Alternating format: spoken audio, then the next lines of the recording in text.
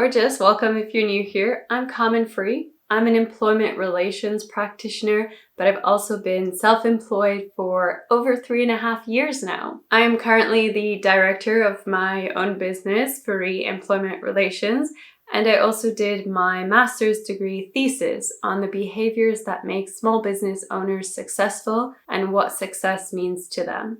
Essentially, I took what small business owners were saying is success to them, and I discussed what behaviors link to those success factors that they were saying is success to them, because not every small business owner uses the usual success metrics of profit or growth. I know I definitely don't particularly use those metrics to measure my business success. In today's video, I'm going to be discussing 3 mistakes that I made very early on, probably in the first few months of becoming self-employed and starting my business. At that point, my business was not formally registered yet, and I was just operating as a sole proprietor. My only disclaimer for today's video is that I have titled this video Mistakes That I've Made. I talk about them potentially as if they're mistakes, but I don't really think of them as mistakes. I think of them as things that I learned from, things that I'm almost grateful happened so that I could learn from them, as opposed to viewing them as mistakes or major failures in my journey of being self-employed. And of course, I am sharing 3 mistakes that I made. These are not universal mistakes. These are not things that every single self-employed person would consider a mistake, but they're things that I reflected on, and I no longer wanted to have that in my way of operating as a self-employed professional. Okay, let's start with the first one. I think this one is quite common. You can let me know if this is something that you experienced or not. And I can say that I'm definitely not immune to this now. However, it did hit me the hardest when I started my practice, and that is perfectionism. Specifically, wanting to do everything, literally everything, perfectly. And I used to view perfectionism as a positive trait. I used to view my wanting to be a perfectionist as a good thing. But if, like me, you are a fan of the work of Brene Brown, you might also look at perfectionism differently now. The desire to be perfect often stems from a fear of just being human, a fear of being criticized, a fear of hearing people say that they don't like my work or they don't like something that I produced. It is also a fear of being judged by other people for what we do and what we put out there. Perfectionism is not the same as having a healthy desire to deliver high quality work. Perfectionism is more about the approval of others than it is about genuine self-improvement. So how did this impact me practically when I started my practice? I took incredibly long with things because I wanted every single thing to be perfect. I would spend hours on things like what my invoices looked like and spend so many hours drafting documents that, as an employment relations professional, I have drafted countless times in my career. But when I became self-employed, when I felt like I was on my own, it felt like everything was new. I ended up taking really long with documents that I know I could draft really well a lot faster. I remember that I was obsessing about every single detail, so much so that it was taking away from how much paid work I could actually do in the initial months of setting up my practice. When we start a business or when we become self-employed, we can't have the assumptions that we have when you're an employee. When you're an employee, you enter a business and the assumption is that the structures are already in place. But when we become self-employed, we need to set up those structures. And by setting up the structures, I mean payment structures, I mean the structure of your business, your branding, and everything else that comes with running a business. Now, that's a lot of work in the initial months. It starts to taper off eventually, and then every now and again, you can invest a lot of work into it again if you want to. But initially, it's quite a lot of work, made so much worse by my obsession to do everything perfectly, as opposed to focusing on getting it done with high quality and constantly improving it as I go. So there's a part of me that is still sad when I think about a particular project where I took really long with something that I don't generally take long to do, simply because it just felt so new when I was doing it as a self-employed professional. Anyways, I'm not suddenly cured of my desire for perfectionism. I'm not suddenly cured of my fear of judgment or my fear of people criticizing what I do, but I have over time put in practices to prevent perfectionism from being a hurdle in my business. I have also changed my approach where I used to view perfectionism as a positive trait, as something I somehow needed in order to motivate me to deliver high quality work. I also recognize that I most definitely don't need my desire to be perfect to produce high quality work. And actually, my self-improvement and my development flourished the most when I let go of the idea of trying to be perfect, and I just allowed space for mistakes to happen, for me to learn, and to have grace with myself as I figure things out. I recognize now that I have a desire to produce high quality work that is hampered by my perfectionism rather than fueled by my perfectionism. I no longer allow my fear of not being perfect to hinder me in putting work out there or taking new opportunities or trying new things. And another lesson came for me when I started this YouTube channel and I started putting out YouTube videos. I can tell you now that there were a lot of fears that I had, but had I let perfectionism get in my way and had I continued to be obsessed with producing something that is perfect, I would to date not have put out a single video. Now, instead of expecting that every single video I put out needs to be perfect, I am just open to continuously learning, to improving with every single video, to take feedback with grace, to decide what I want to change, to improve my skills as I go along while actually putting out content into the world. And I know that every video that I put out is not exactly what I envisioned it to be. I look at a lot of videos and I recognize things that I can do better and I see them. But the point is to accept that we are human and that we're going to learn rather than have something that is half done live on a shelf. We put it out there for people to see and let go of the fear of criticism or the fear of not everybody thinking that this is the best piece of work ever.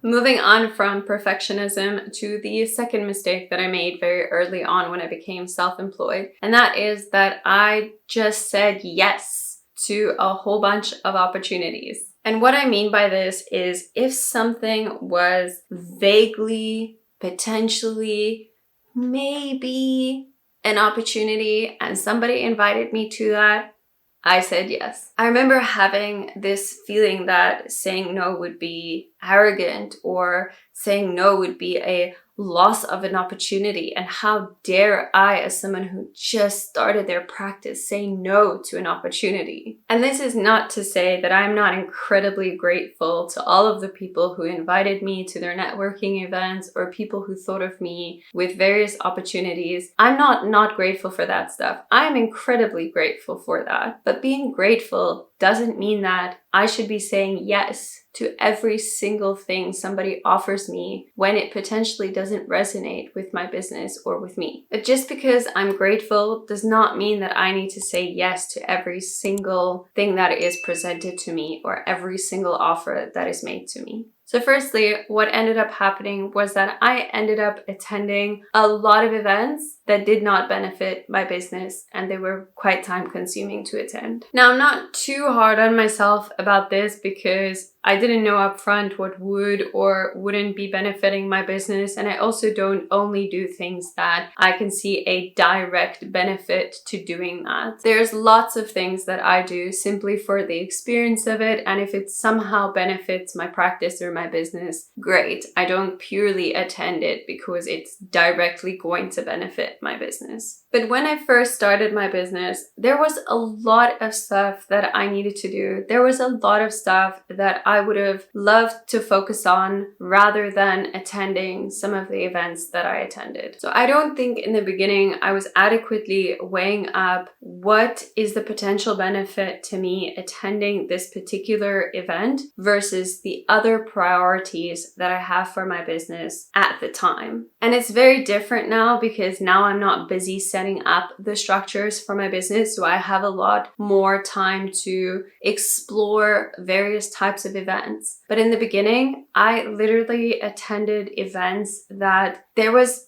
not a high likelihood that they were going to benefit my business, and attending that event took away from the time that I needed to do something. For example, like write the content for my website. So if I can just give an example that is personal to my business and to my profession. So I'm an employment relations practitioner, and that means that for the most part, my clientele is businesses that have employees. I do work for employees themselves, but most of the work that I do, about 95% of the work that I do, is for companies that have at least 2, if not a whole lot more employees. And I remember I attended so many networking events where the people attending were also self-employed, but they did not have any employees. So they most definitely are not my main clientele. And while it's nice to connect to other self-employed people, to learn from them, at the time when I was starting my business and building up a client base from scratch, I think the priority should have been more on people who are more likely to be my clients than attending network events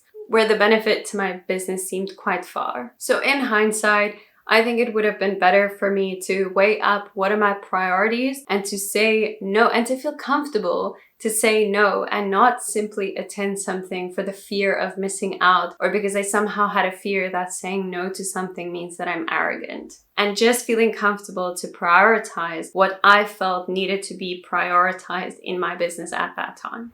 I know these offers come to people quite a lot, and I don't remember in the beginning doing free work simply for exposure, but I do remember lots of people putting pressure on me to give them discount in the name of exposure, or people approaching me saying, hey, if you do this, we'll expose your business, where it was a lot of work for me and the exposure wasn't necessarily worth all of that work to do. But anyway, I'm just kind of mentioning that because I think that falls under the same thing of having a fear of saying no to anything that vaguely looks like an opportunity, especially at a time where it was quite critical for me to bring in paid work so that my practice could invest in the structures that I needed to invest in, and also that I could have this be a viable venture. Okay, moving on to the final one.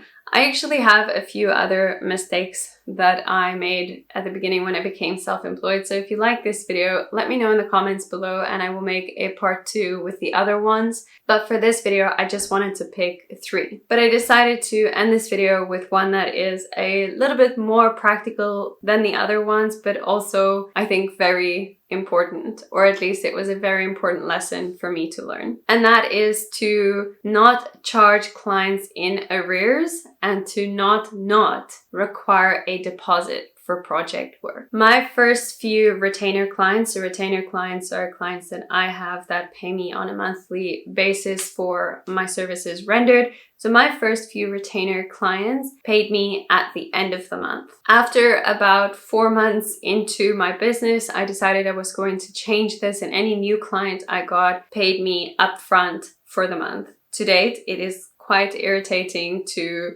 just remember which clients are paying me at the beginning of the month and which clients are paying me at the end of the month, but that's what I get for not having implemented this from the beginning. And also what I get for my choice to change it after 4 months. I think the reason why I charged those initial clients at the end of the month is probably because I still had quite an employee mindset where employees are only paid at the end of the month for the work that they've done. Now, I don't think that there's a universal right way for clients to pay. I don't necessarily think for everybody's business it's the right decision for clients to pay upfront or to pay in arrears. But what I was finding was that I was paying my service providers upfront. And it just made sense for me that because I was paying money at the beginning of the month to also receive the money that I for my services at the beginning of the month. And then of course, the other reason why I changed it is because it mitigates the risk of me doing a whole month's work and somebody not paying me at the end of that month. This was a good lesson again for me. About a year ago, I took on a client where I had severe reservations about whether I was the right fit for what they wanted, and at the time they expressed desperation, kind of saying, no, but just do it for a month and we see. And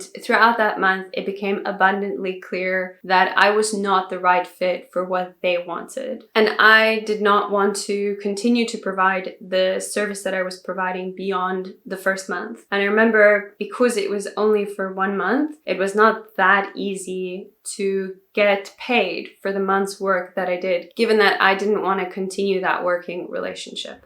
And this was one of those times where, firstly, against my better judgment, I took on this client when I had reservations whether I was a good fit for what they needed or not.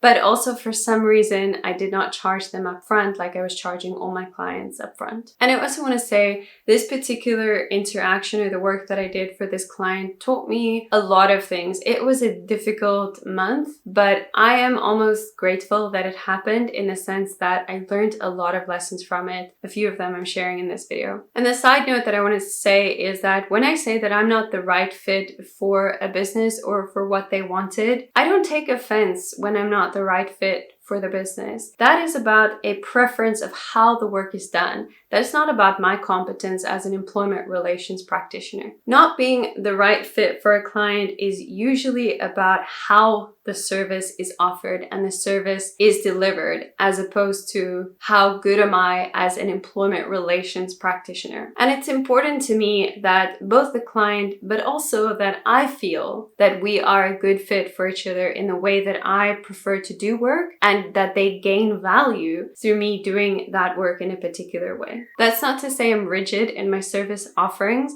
but I do have a particular preference for certain ways that I go about employment relations things. And one way of doing it does not universally appeal to every single business, and that is okay. Moving on, before I get caught up in speaking extensively about being the right fit for a client and a client feeling that I am providing value to their business through the way that I prefer to do business. Regarding projects, I realized that it suits me best if I charge a 50% deposit prior to starting the project, and the remaining 50% is paid when the client confirms that they are completely satisfied with the work that I delivered to them and that I delivered whatever the project expectations were. As much as I wish this didn't happen, there are unfortunately times where people don't pay for the work that is delivered. And charging a deposit upfront means that the effort and time that I put into doing that work, if they end up not paying me, I only lose half of the cost of that project as opposed to the total amount. And I know that I can take legal steps against somebody, but oftentimes the legal cost that I would incur to do so is greater than the amount that is owed to me. So therefore, I'd rather try to mitigate my losses through charging a deposit upfront and then having a client pay for the rest of the project once they have confirmed that they are satisfied with the work that I've done. Fortunately, this hasn't happened to me a lot. I think I probably only have 1 or 2 invoices that to date have never been paid, and probably never will, since it's been like 2 years. If they were substantial amounts, then obviously I would take steps to try to recuperate that money. Now, the other thing is that I realized I have a strong preference that the client not pay the full amount upfront. And this is going to sound a little bit weird, but hear me out. When clients have paid for work in total upfront, I do the work, and then I've realized that sometimes the line of when the project is finished is not necessarily clear, and then I end up doing a bunch of free work. Let me give you an example of a type of project that I do most often, and that is drafting contracts of employment. When I draft contracts of employment, that includes a meeting with me to determine a business's needs for their contract. I send them lots of questions, I draft the contract, and I'm very clear that it is a back and forth. They can ask me questions about the contract, we can brainstorm to make sure that the contract of employment perfectly fits what they need, and I clarify a lot of what the labor legislation says in the questions that they have around that. Now, maybe you can already see that Questions around the contract of employment can also very quickly become, I just answer pretty much any question they have about the employment relationship, and they indefinitely phone me or email me with questions about the employment relationship. And then when do I say, okay, no, this is not part of the project, or this is actually something that I would usually charge for, this is something that I would do in a consultation. So the boundaries would become very blurred around when did the project end, when did the time of ask me all of the questions you want to ask me, let's brainstorm, let's work together, when did that end, when was the project over, and when did it become a new service that I was delivering. And because that boundary was blurred, I didn't feel comfortable charging clients, and I would just do it for free and become frustrated, which is not sustainable. When I become frustrated with clients, when I become frustrated with the work that I'm doing, it is an indication to me that I am doing my job or I'm doing business in a way that is currently not sustainable, and something needs to change to prevent that frustration from coming about. Because I love what I do, and I realize the only time I become frustrated by what I do is if I have not set proper boundaries that are serving me, or it's time to make changes or do something more efficiently. Now with projects, what I found is it works well for me if I charge the deposit up front, I clearly state what is included in the project, I confirm with the client that they are satisfied, and that when I send that final invoice, that the project is over, and anything outside of that becomes a new consultation that they would have to pay for. The other way that this helps me is I draft a lot of contracts on a weekly and monthly basis. When I wasn't confirming very clearly with a client that they are satisfied, they have asked all of their questions and then ended the project, what often would happen is a few months down the line, I would get a call, and I'm driving somewhere and I get a call, hey Carmen, why did you include this in the contract? I drafted that contract months ago. I draft a lot of them. It's pretty difficult to remember why I did that thing many months down the line when I'm driving somewhere. So then I have to go and I have to sit and read through it, go through emails and try to remember why I did a particular thing. And of course, I am open to those questions. And I found that I find very clear that the time for questions and the time for reviewing the contract is before I send that final invoice. And when a client receives that final invoice, it's because they've confirmed they are completely satisfied with the work that I've done. Because the scenario that I explained usually happens that someone didn't read their contract of employment when I sent it to them. They just confirmed, yeah, it's fine, but didn't actually check that they were happy with it. And then a few months later, they actually go through the document and they pick up something and they're like, oh, why is this here? So I want to mitigate against that happening and deal with it at the time I'm working on the project, as opposed to a couple of months later. So yeah, I find that it works best for my business if I charge a deposit up front. I'm very clear what is included, and I'm very clear about what it means when I send that final invoice, to try and not have blurry boundaries that result in me becoming frustrated or doing a whole bunch of free work that I would usually be charging for. And those are the 3 mistakes that I made at the beginning when I became self-employed that I wanted to share in this video. Of course, I'm constantly learning and I am constantly improving. And yes, there's lots of nuances to the examples that I gave in this video, but nonetheless, I do hope that they were interesting, and I do hope that to some degree you found them valuable. And let me know if you want to continue to learn with me or hear about the things that I learn as I go on my self-employed journey.